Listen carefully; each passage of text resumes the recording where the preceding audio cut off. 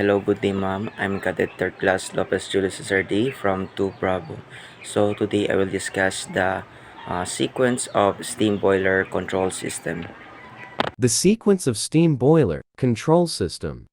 So what is a steam boiler? So a steam boiler is a device used to create and contain pressurized steam for heat, power, generation, and the industrial process.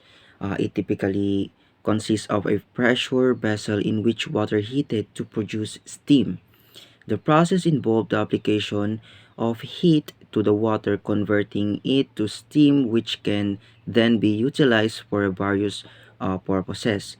Steam boilers are commonly used in power plants, industrial facilities, and a heating system for buildings.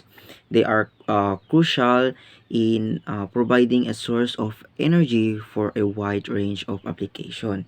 So, uh, ano nga ba yung purpose or main purpose ng steam boiler? So the main purpose of steam boiler in on a vessel is to produce, store, and distribute steam. So saan ba natin ginagamit yung steam boiler pag nasa vessel tayo? So first is yung main engine natin. So uh, pag nasa port tayo, 'di ba, yung main engine natin ay nakasirado. So, dapat mine-maintain natin, yung, main engine natin na mainit pa rin. And kasi, para maiwasan natin yung, cold corrosion, yung, na sinasabi nila. So, dapat, yung temperature ng, main engine jacket natin ay, hindi bababa sa, 75 up to 78 temperature yung sa main engine jacket natin. And also dapat hindi din siya mag-exceed sa ah, 90 kasi pag aabot siya ng 90 yung degree Celsius yung temperature sa loob ng main engine natin, sa main engine jacket natin, magbibigay ito ng alarm na magbibigay na 'to ng alarm um, na baka may tendency na yung main engine natin ay sasabog. So, dapat yung normal lang na temperature ng main engine jacket natin ay nasa 75 to 78 para maiwasan na din natin yung mga trahedya na mangyayari. And also, 'pag nasa port tayo, kailangan natin, i-maintain yung temperature na, mainit yung main engine jacket natin kasi nga, yun nga, to avoid the cold corrosion. And also, big advantage na mainit na yung, main engine jacket natin. Kasi 'pag, tatakbo na yung barko, hindi na tayo matatagalan na ipapainit pa yung ah, main engine, main engine natin. Kasi, hindi natin tatakbo yung barko natin 'pag yung main engine natin ay hindi pa mainit. And, the second example, kung saan, ginagamit natin ng, steam boiler, 'pag nasa vessel tayo is yung mga aircon natin.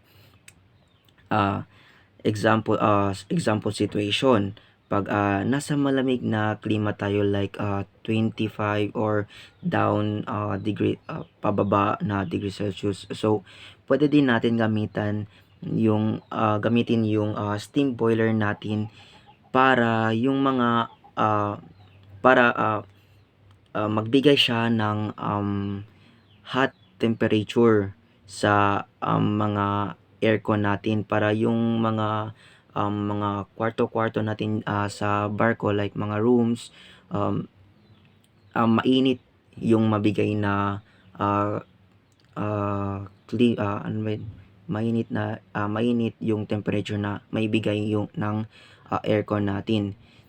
So, hindi lang sa main engine and aircon natin ginagamit natin yung steam boiler natin. Madami pang iba like storage fuel oil, storage fuel oil tank, service tank fuel oil, settling tank fuel oil. And also, the steam boiler can also be a source of energy para mapagana natin yung ah, generator natin sa barko. The typical sequence of a steam boiler control system. 1. The operator sets the desired steam pressure and water level in the boiler. 2. The combustion air and fuel are controlled to maintain the desired furnace temperature. 3. Turn on the power to the boiler control panel. 4. Start the combustion air fan to provide air for the burner. 5. Purge the furnace of any remaining combustion gases by running the combustion air fan for a specific period. 6. Turn in the fuel supply to the burner. 7. Ignite the burner to start the combustion process. 8. Monitor the steam pressure, water level, and other relevant parameters to ensure they reach the desired set points. 9. Adjust the combustion, air, and fuel flow rates as needed to maintain the desired furnace temperature and steam pressure. The sequence of turning on the steam boiler control systems typically involve the following steps. Number one is ensure all manual valves between the boiler system and the steam distribution system are closed. Number two is open the main steam isolation valve. Number three is turn on the power to the boiler control panel. Number four is to start the combustion air fan to provide air for the burner.